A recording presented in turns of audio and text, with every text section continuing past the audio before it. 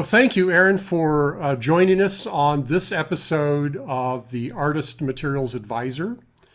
And we're going to be talking about, of course, Silverpoint. But before we do that, I'd like to know a little bit more about how you started in art. What were the motivations or that helped you go into art? Well, my background was an undergrad in art history, Mm-hmm. and I think I realized as I was doing the degree that my interest in the materials was I actually wanted to be making the paintings more than just studying it. But going to school in the early 90s, I didn't have a lot of, there wasn't a lot of traditional mediums being taught where I was going to school. So I finished that up, and then I ended up going into illustration, just kind of self-taught, writing and illustrating children's books. I was always more interested in figurative art.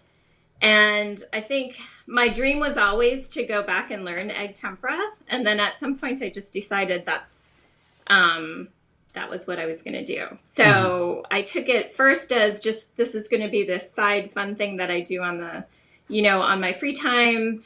And, but then realized that that's actually what I wanted to do full time. So for the last few years, that's what I've been doing. Oh, great. Yeah. And so what introduced you to I know you were taking classes with Koo Schadler, who's a great tempera artist. Amazing. And Yes. But where did you start with Silverpoint? Well, I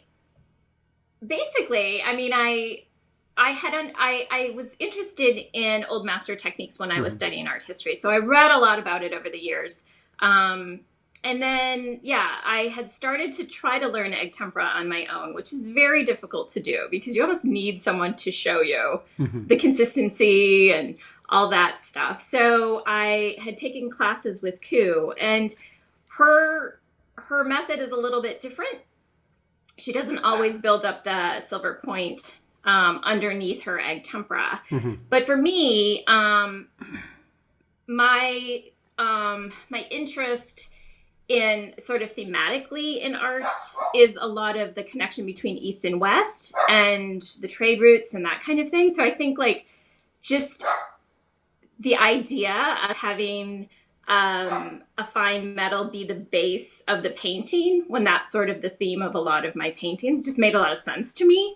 So I just started drawing that way. And over time, realized that I really prefer the old master, the old school, build it up, fully render the silver point before starting my underdrawing. It's time consuming, but I like it. Sure. And like I said, I don't know, I think psychologically it feels like it has that sort of under layer of meaning, even though people don't necessarily see it in the finished drawing or in the finished painting. Do you build up all the tonal values that you anticipate in the painting through the silver point? I do. Yeah, I fully render it, and then I go and I do just tones with egg tempera, usually like a sienna or umber, and do the green, and then start building up colors after that. Oh, great.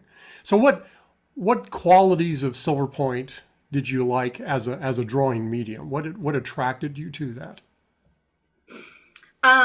For me, it's very ethereal. Like I love, what I love about the silver is when it's left and it just sort of, tarnishes, and it's almost like a tone on tone. And when I'm drawing with it, even on the egg tempera panels, when I know it's going to be covered, that sort of shimmer that you get, when you put it in the light, and it, I don't know, it's like a little bit of magic. And I also like that. I mean, I think part of why you use it is that it doesn't come off into the pigments when I'm adding the pigments on, which, initially that seemed to make a lot of sense. I don't have to worry about any kind of oil in the pencil or any of that coming off into the pigments. So that was sort of my initial, and I think I think a lot of people are intimidated because you can't erase it, or you think you can't erase it. But I don't know, that's not been a huge problem. I work out composition prior to doing a render drawing in Silverpoint anyway. So if there's few things that need to change, you can kind of fiddle with it and make it work. So yeah. So do you, what are the challenges you found in, you mentioned, of course, what most people find is challenging is the fact that there's no erasure, but was that the only challenge that you found? And you said that that wasn't as big of a challenge for you. What challenge did you find in No, learning and I think developing? for me, the biggest challenge has been finding a ground to use when it's not on an egg temper panel. Mhm. I've the last year been trying to I did like a series of drawings for a show, and I also used some objects and other things, and so I needed a ground to put on paper. Um, I I haven't found the perfect ground. I love the traditional ground because of the texture and because it's close to, an original old fashioned Jezzo. But what the way I've been doing the drawings is kind of like how I work in egg tempera, which is I do a fully rendered drawing and then I'll actually scumble it out and I'll draw again on top of it. And so you get a little bit of the layering and it's a much softer look than just say one layer of a drawing.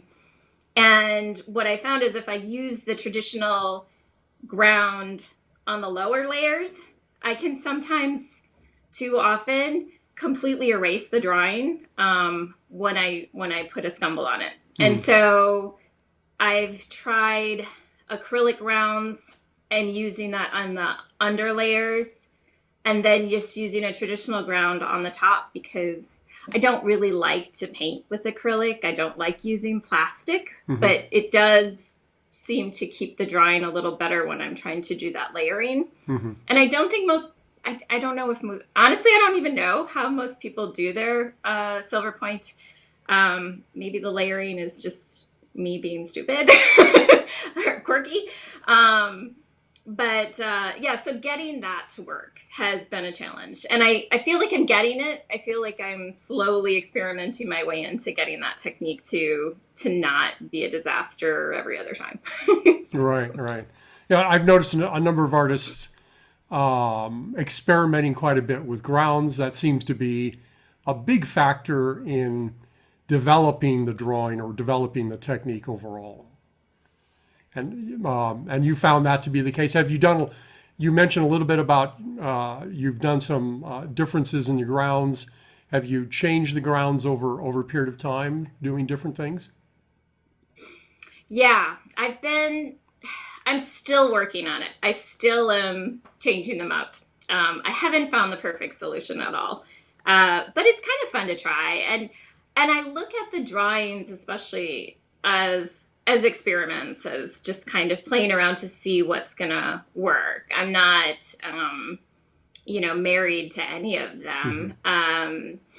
I play around a lot less when I'm going to do a painting because I want it to be archival. I don't want to mess with anything that's going to build up future layers. So I kind of think it's fun to just kind of try different hot press, cold press.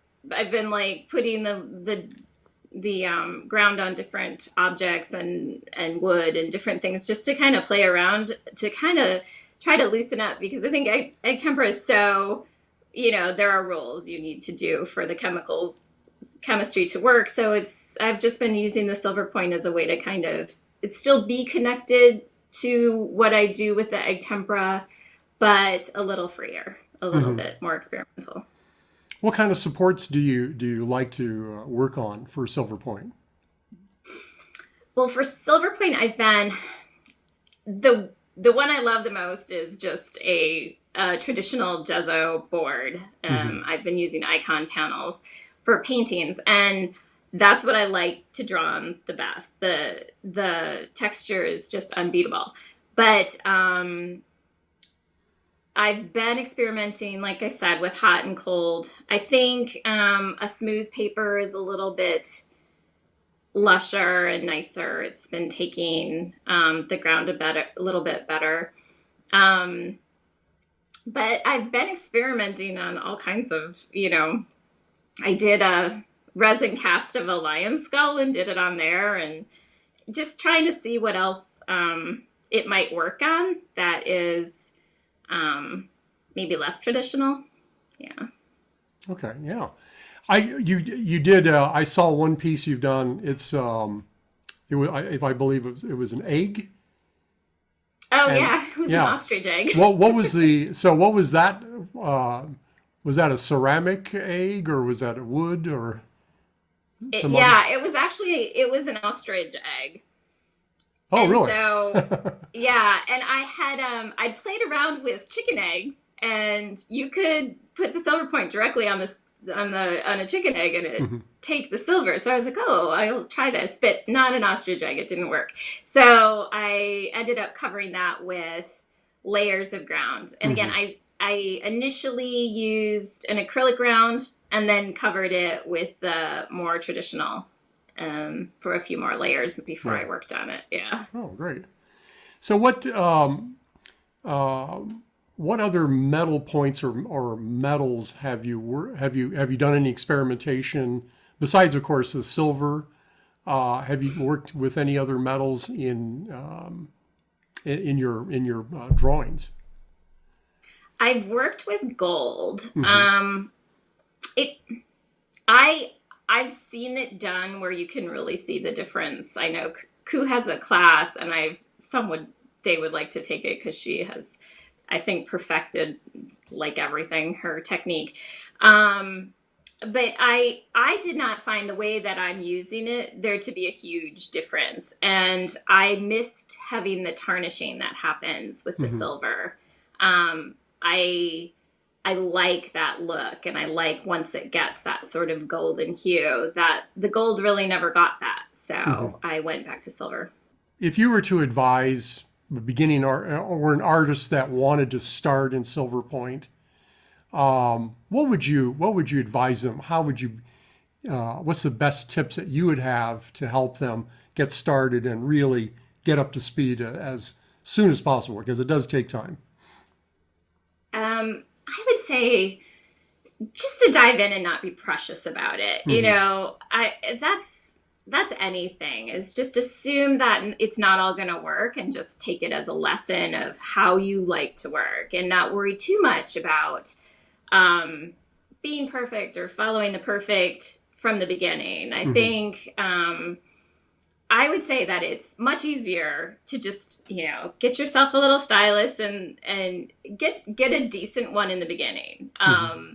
I think when I first was experimenting, I picked up some cheap stylus on like Amazon or something, and it's too fat. It doesn't really work, and they're really not that expensive. So just get a good stylus and get a couple, pieces of decent silver. And if you're intimidated by the grounds, Golden has one that's really easy to slap on and experiment with. The traditional ground, I was very intimidated by because it's kind of like a baking lesson in how to get the gel to form and all that. So Hmm. if that's stopping you from doing it, then just get a cheap ground to play with and Sure. and then and don't wait too long because the real ground is nice to work with. Yeah. But yeah, and I mean, I was just putting it on scraps of paper, and try find what works for you, because I know when I was reading, people like different things: hot press, cold press, whatever. And yeah, don't be precious. That's good advice. Yeah, because that's true for anything that we need to start on. Just put your both feet in and just get going. Thank you, Erin, for joining us on this episode and for sharing your artwork with us and telling us a little bit about what you're doing in regards to Silverpoint. Really appreciate that. Anytime. Thank you so much for having me. You're welcome. Thank you.